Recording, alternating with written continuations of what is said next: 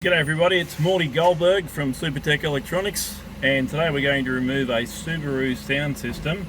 Tools you'll need is a plastic spudger and a 10mm socket on an extension.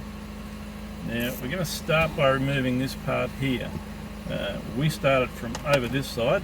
It is just held in with clips. It's also attached to this front fascia. So at this stage, just give it a bit of support and reel it out, and that piece will come out as a whole. I'm going to pop it up there for the time being. Now it looks like it's got 4 10mm bolts. We're going to remove all those.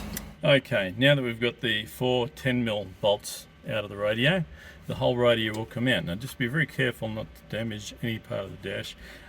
It is plugged in with electrical connections. We've removed ours for video purposes, but you'll need to press the center pin and pull the plugs towards the front of the car, and the radio will come out now. As I say, these guys here, pretty easy. Just press the middle pin and pull it towards the center of the car. They only go in one place, so don't worry about getting them in the wrong places. Don't forget to fill out our online form, and it's ready to send off to Supertech Electronics.